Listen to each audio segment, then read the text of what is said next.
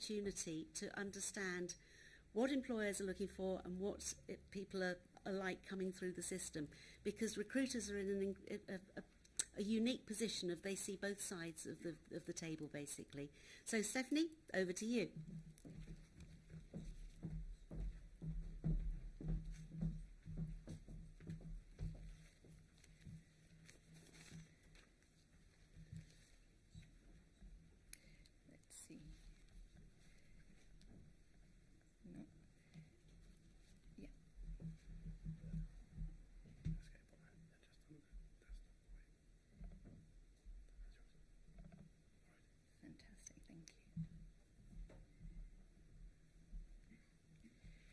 Good morning, everybody.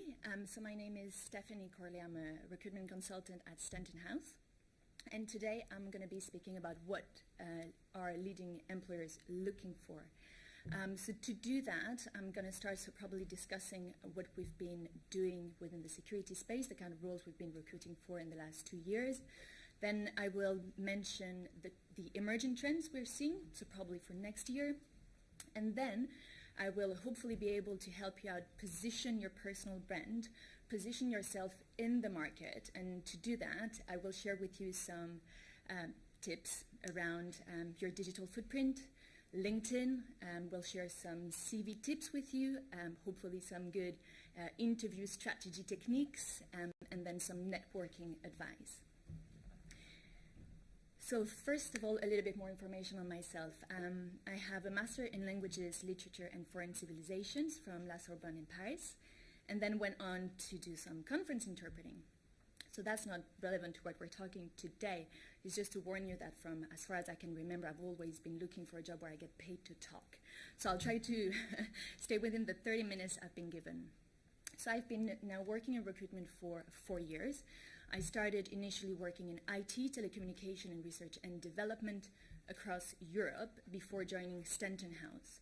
So for the last 2 years, I've worked specialized in financial services and the fintech world, doing change transformation and business IT with a focus on security. And I have 3 years experience recruiting for security roles. So the way it all started was when I was still working within the telecommunication industry. I was asked to recruit for the head of IT security virtualization of one of the major telecommunication companies at the worldwide level. And I just thought, what? It just didn't mean anything to me at all. So I just did a lot of research and delved into security, and that's how it all started. That's really how I fell for security. The fact that it's fast-paced, the fact that it actually covers quite a large array of skills and areas. A little bit more on Stanton House. So we do have offices in 5 different locations, but in our Edinburgh office, we specialize in mid to senior level recruitment, as I was saying, so in change transformation and business IT, with a focus on security and digital. So we work mainly the Scottish market, and that means that our clients range from challenger banks to asset management companies, retail and investment banks, startup companies, technology-focused companies, to give you an idea. So today, I will hopefully give you an insight on the security industry in financial services and the fintech world. At Stanton House, so we don't specialize in graduate recruitment, but my network, with whom I've had extensive conversations to put up that presentation, will be your hiring managers and their directors. So hopefully you can take something from this presentation. For this presentation, as I was saying, I've reached out to some key people within the security space in Edinburgh and Scotland, and I've asked them, what are you looking for when you're recruiting in security? And more specifically, when you're recruiting for graduates, what are you looking for? And I'm going to share with you some of the best advice I've heard during those 2 last weeks for you. So first of all, that has been mentioned in the previous presentation, there is a massive shortage of security skills already. We're seeing that just now. But we're discussing about a worldwide security skill shortage of 1.8 million by 2022. So there was a a study carried out by Indeed early this year, and that showed that there was 3 times more demand than supply in the UK only. And by 2022, we assume that the kind of security skills shortage is going to be around 350,000 for Europe only. So I'm sure you're all thinking, yay, my timing is perfect. You know, it's going to be easy ride. I'm absolutely going to be able to find my dream job. It's actually going to be a challenge. And the reason why I'm saying that is because, so there's been that Global Information Security Workforce Study that was carried out between June 2016 and September 2016 that surveyed around 20,000 IT security professionals. And they were from 170 countries. And at the time, so it highlights that the largest cybersecurity concern for employers were ransomware, social engineering, just, the obvious. But that was before the massive amount of major data breaches we've seen this year and high-profile attacks and ransomware. I mean, I've lost count. I don't know about you, but WannaCry, Petya, TalkTalk, Equifax, just name them. So threats are really at all-times high, and the stakes are extremely high for companies because the security industry is really now under the spotlight. And with GDPR around the corner, it's no wonder that security has become the #1 priority in terms of recruitment for companies. So that's why it's actually not going to be very easy to find your dream job. And it's because despite that shortage of skills, companies are more choosy than ever when it comes to bringing the right kind of skills on board. So as you've seen in the previous presentation, they interview around 40 people to make one offer. So what does that mean for us in the recruitment industry and for us in Stanton House? Well, that means that in the last 2 years, we've seen a massive increase in vacancies within the security industry, and that encompasses everything from information security, IT security, IT risk, compliance, audit, and that's a selection of the main roles we've been recruiting for. So really a lot around the manager level, and that's because a lot of companies are trying to bring on board the right people to steer the company in the right direction, to set up the right security capability, to put in place the right risk framework, just to give you an idea. So information security manager, third-party information security manager, so a lot within the assurance review space. Lead IT security, again with a lot around encryption, cryptography.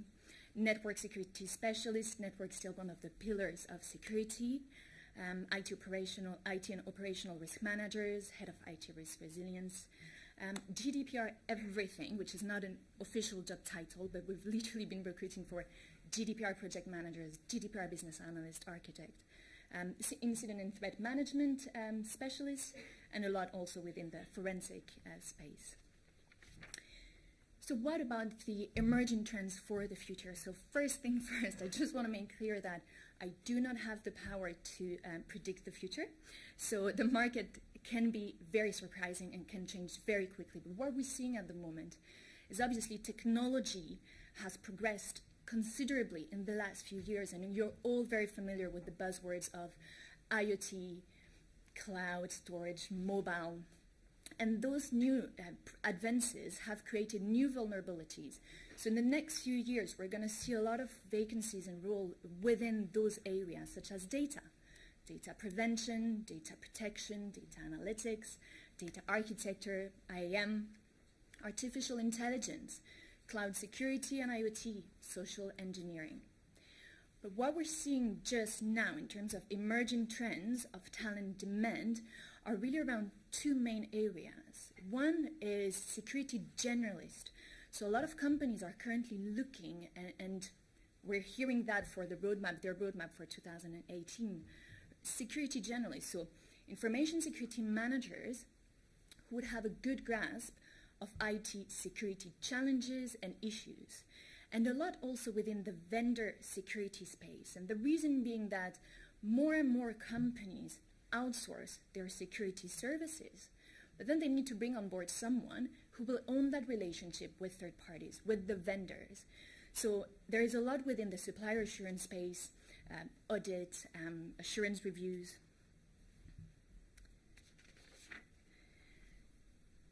So Tripwire did a survey that shows that was just about, so what are the most important traits in security professions? And as you can see, they're not technical, they're really soft skills. And that really is reflected on the market. There is a massive focus at the moment on soft skills, and that's definitely in Scotland, and I'm sure it's also across the country, the UK.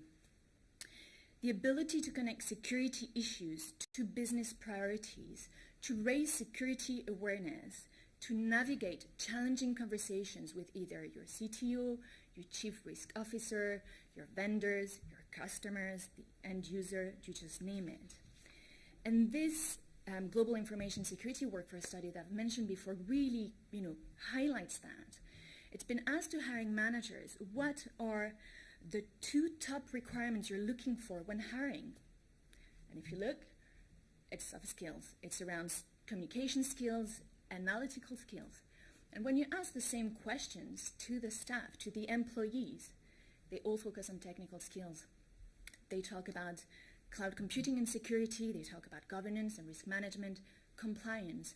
There's a massive divide between that perception of the market. What are leading employers looking for? Yes, you will need technical skills and academic achievements, yes, but soft skills are also crucial. So I'd like to share with you the quote of the head of technology, security and resilience risk from Virgin Money, who highlights that very well. He says, you will go through cycles in your career. You want to look at 2-3 domains like vulnerability management, network security. Keep that and develop from there. But the real nirvana for a security professional is to have personality, to have the ability to speak with the business. So what does that mean for you? Well, there are nowadays multiple ways to find a job. You might get approached by directly by an employer. You might join a graduate scheme. You might get approached by myself or any other recruitment agency. And they're all looking for security skills. So how do you stand out? First of all, don't be complacent. It is a competitive environment, a competitive industry. How do you become that perfect candidate? Well, we're going to be looking at how do you, secure your digital footprint. And the first obvious reason is that to get a job nowadays is very different from when your parents were looking for a job. In that sense that employers are really looking for the perfect fit, the perfect safe bet, the safe option. And the first thing they're going to do when they get your CV on their desk is they're going to Google your name. They're going to check your LinkedIn profile, and they're going to try to see what they can find on you. So we'll look at that. Then how to produce a really good CV. We'll also hopefully share some good tips on that. Effective interviewing once you've secured your interview, and then how to become a really good networker. So your digital footprint. First thing first, as I was saying, they will check your name online. Make sure, and it's not just LinkedIn, it's going to be Facebook, Twitter, Instagram. Make sure that your privacy settings are properly done. So that's the first thing. And do not get confused. LinkedIn and Facebook are 2 very different platforms. So again, let's talk about, I won't be judging what you put on Facebook as long as nobody can see. But when it comes to LinkedIn, make sure it's a professional profile that you have. So how do you create an exceptional profile? Well, as I was saying, first impression count. So to start with, put a professional headshot, a professional picture. That means no picture taken on a night out, during your holidays, with your pet, or with your family, or at a wedding. It should be a head and shoulder picture, looking, welcoming, smiling, and professional. And then write a complete profile. And that's really a necessity. And the reason being, first of all, is going to increase your chances of being found in a targeted search by recruitment agencies or direct employers. And then it also gives you instant credibility. It shows that you're the kind of person that when they start something, they actually finish it from start to finish. So how do you go about doing that? Well, the first thing is your summary. Position your personal brand, which means that in what I will call your elevator pitch, you want to be using keywords that relate to the roles you're interested in, the roles you want to do. So your first sentence should be that kind of elevator pitch. What would you put on a business card, 2-3 sentences that you could potentially give to all the senior people you might find within the industry? That is how you want to start your summary. Then the second section should be about what makes you special. And the third one around highlights to draw people in.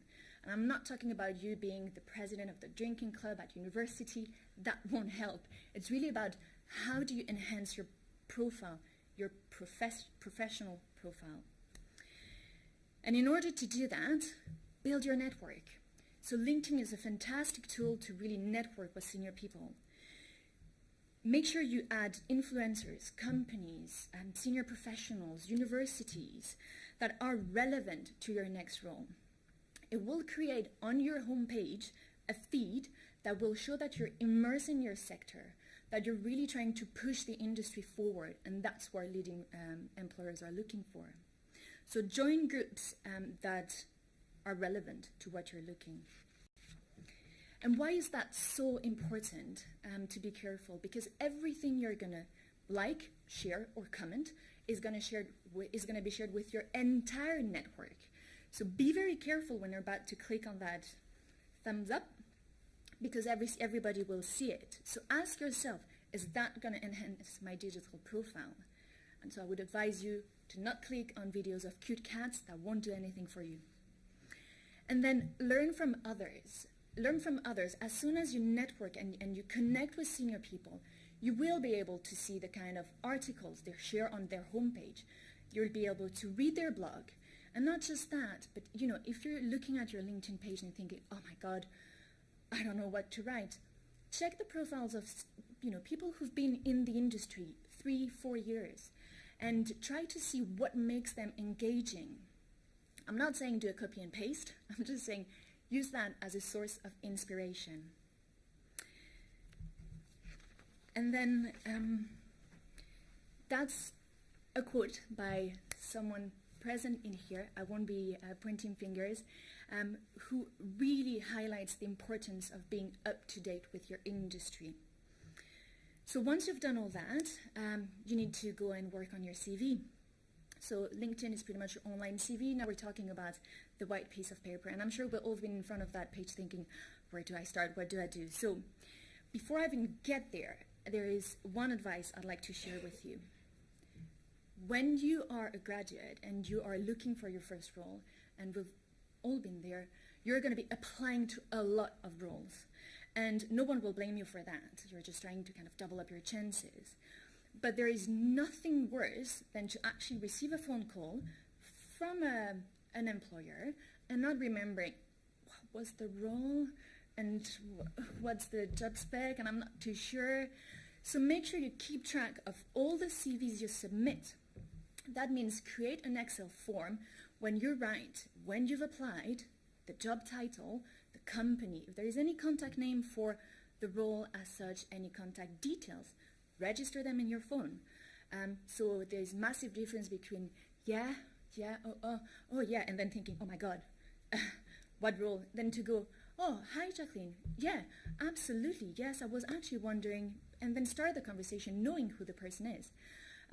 So keep track of that, and then follow up.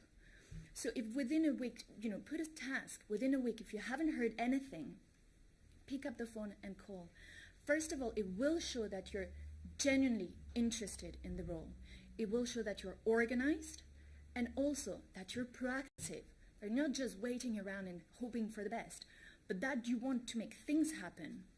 So that's before we even start on the CV. Now, CV-wise, whatever you're thinking, don't forget your basics, and that means use a clear layout, starting with your summary, your elevator pitch, as I was saying. And then I know there is a trend at the moment on topical CVs. As much as possible, try to stick with the chronological order, and the reason being that actually when you take out your academic achievements or some summer course you might have attended, out of their context, it's extremely difficult to visualize and understand what it really means. The more you visualize, the more you remember. So try to keep that in a chronological order. Attention to detail is also something that leading employers are looking for on your CV, which means check, double check, triple check spelling mistakes. The format, the font, use one font, not 36, and use bullet points. So when you're wording your CV, be straight to the point. Avoid being too wordy and using a lot of, I am a very enthusiastic and professional. Be very straight to the point. That doesn't mean you shouldn't kind of sell your personal brand, but just do it wisely. But beyond that, beyond your academic life, what employers are really looking for on your CV is things that will make you stand out. Any placement or work experience you've had during your time at university, put it there. Any additional course or summer course or certifications you might have, put it there, highlight it. And demonstrate a genuine interest in your industry. What does that mean? Well, it means participate in user groups, attend events and conferences. And hopefully, if you follow all that, you'll get an interview. So when you get to an interview, what does the hiring manager want to see? They want to see that you're serious about the job, that you're genuinely motivated. So how do you demonstrate that? First of all, know your audience. That means do some research on the company, on the people who are conducting the interview, and on the role. If that information hasn't been shared with you with either the internal recruitment team or the recruitment agency, pick up the phone, be proactive, and ask the question. Then go to LinkedIn and research your interviewers, because it will make a massive difference if you know who you're dealing with. And then they're obviously looking for professionalism that has been mentioned in the previous presentation. What is that? Well, that means be punctual, be on time. Not 2 minutes before the start of the interview, 15 minutes before. So you can sit at reception, take a deep breath, put a smile on your face. I know it sounds silly, but it actually helps. And so you can also have a feel for the company. Is it a company that's very fast-paced, where there's a real buzz? Is it something a little bit more quiet? And make sure it also is suitable for you and your personality. Professional, that means be prepared. And I mean 2 things by that. The first thing is make sure you know the message you want to put across. A lot of professionals, including senior professionals, think that they have no control on an interview, that the interviewers are the one asking the questions. Well, that's not entirely true. You need to know the message you want to put across. What do you want to leave them with? So if there is any certification you're extremely proud of, having, if there is any course you've done that you're, genuinely passionate about, make sure that you mention that during the interview. And it's just about positioning it while answering the question. And that would also avoid you just rambling on. And then when I say be prepared, that means that elevator pitch, that summary we were talking about, the first time you're going to say it, it's going to be a massive car crash, because we're nervous, because it's not easy to just speak in front of people you don't know. So make sure that at home, in front of your mirror, with your partners, your family, your friends, your cat, whatever, you rehearse out loud. And it's going to be like being at the gym. The first time you go, it's painful. It's a disaster. Second time, it feels a little bit better. The third time, a lot better. The fourth time, it feels natural. And that's crucial, because actually that means that the first question you're going to be answering, tell me about yourself. Run me through your CV. You know exactly what you want to say, and you give that impression of confidence. Now, in terms of attitude, confidence is good. Being overly confident, not so much. So be careful. Know how to be humble. So you can challenge and debate in an interview. Don't argue. And be passionate. Show that you're willing to learn and grow. That's always very good. Now, in terms of attitude, show that inquisitive mind we were talking about. Ask questions. Questions should be relevant, so they should be around the company, the values and the culture of the company. Should be about the role, the maturity of the role. Is there anybody else within the company doing the same role? It should be around the challenges inherent to the role. What are you going to be expected to do in the first 6 months? Ask open questions. And then around those questions, I think just a small suggestion. Don't ask questions about salary. Yes, it's true, the security industry is booming, salary are raising, but unless you have an offer on the table, don't discuss salary. And when you do talk about salary expectations, make sure that you have realistic expectations. They don't pay same salaries in London than in Edinburgh, so do a benchmarking exercise before you even start or consider talking money. So what do leading employers really want? Here's a selection of some of the best advice I've had from security professionals. Information security and compliance manager at zonal retail data system. Listen and learn. Understand the landscape you work in and look for ways to help and improve whenever you can.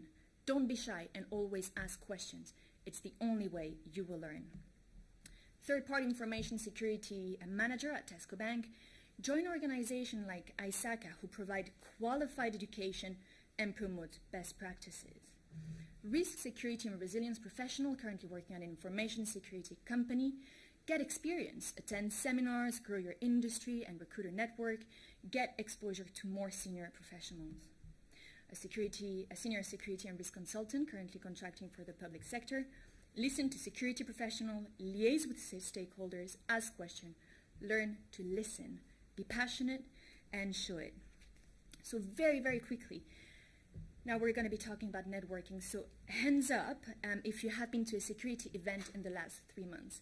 And I recognize some faces, so yeah, fantastic. And if I remember correctly, Alexander? Yes. So Alexander in his room probably knows a lot of people and probably is friends with a lot of people. But he is your direct competitor. So as soon as you enter the workplace, he's going to be in a much better position because he's been at one of those events. He's met with senior people. He's potentially met also hiring managers. So he's already demonstrated that he's proactive, that he's passionate about security. He is in a stronger position because he's going to be able to give live examples, kind of live case study while talking in an interview. Oh yeah, actually, that sounds familiar because last week when I was at the event, and then bring it to life. So he will come across as someone who goes the extra mile. And that is why it's so important to develop that competitive edge. Network as much as possible. While networking, you will keep abreast of your industries. And what is the best way to do that? Meeting senior professionals and learning from them. You have a wide variety of events. And I'm just going to mention a few. You have the meetup events, Eventbrite, ISACA. Register, set up alerts, and go attend. It will show that you take initiatives, that you're proactive, that you're passionate. It will also help you develop your soft skills. We've seen that they're as important as technical skills. It will help you interact with senior people and then in the future have excellent stakeholder management skills. Mentoring programs, absolutely extremely useful. I'm sure that Napier also has one at your doorstep. Register. And then it will help you have a voice, have an opinion, and be memorable. I hope that you will take something from this presentation, be it about developing technical and soft skills, building your personal brand, keeping abreast of your industry, or networking. And I hope that with that you will be able to go away and find your ideal job the way I did at Stanton House. But before I let you go, there's one last thing I'd like to share with you. And I've warned you that I would actually struggle to stop talking. Everything we've discussed today is my advice to help you find the right role. But we're all very different, so think about the things that actually will work for you. Thank you very much.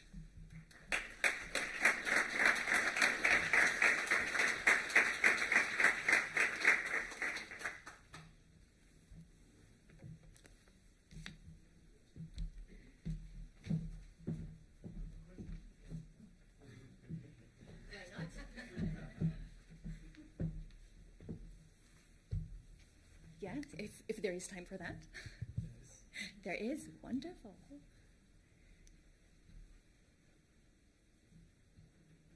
Stefanie stay there. Somebody needs to ask a question now. Just means the presentation was crystal clear. Effectively, if you're looking to get out of the academic, if you're looking to maybe get out of academia, if you're looking to maybe get out of academia and cross over into industry, what advice would you give any academics maybe looking for? Same thing, so be aware of what's happening. So for example, if you're looking to get into financial services, make sure you know the main topics and what's happening in your market. And that would be, listening to podcasts or reading the newspaper, really being aware of that industry and the kind of challenges they face, because security is a lot of transferable skills. I think we've covered that. But obviously there are some specificities to each industry, so do your research. Yeah? GDPR is such a wide area. Have you got your top 5 skills that you would look for in showing that you would be ready for a GDPR job?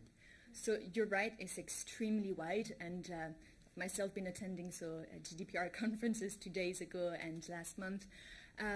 No, companies tend to just want a GDPR expert without realizing that that doesn't really mean anything.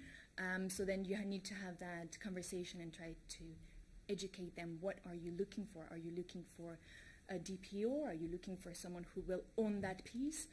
Are you just looking for a project manager with regulatory experience, but you're calling that a GDPR project manager?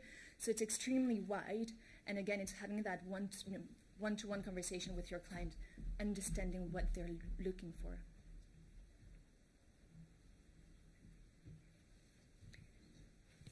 Okay, thank you very much. I think there is one last... Sorry, can I just ask? Just one more question. So when you talk a lot about networking, and it can be quite intimidating when you're going to networking events and you're walking into a room for the first time with a load of people that you don't know, you're saying going up to senior people. What advice can you give somebody?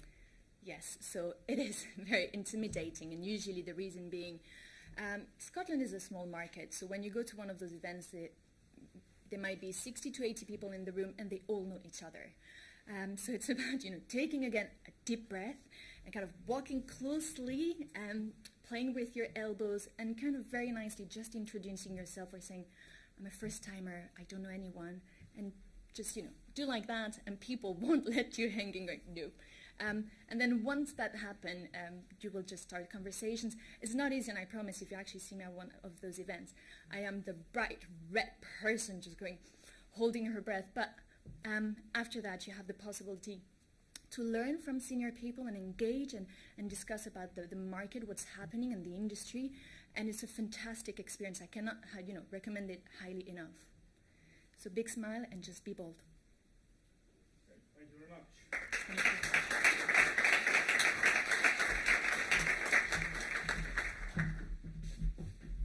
Okay, ladies and gentlemen, we now have a networking break for about half an hour. So back here about 12:05, please, for the next talk. But the networking break takes place largely over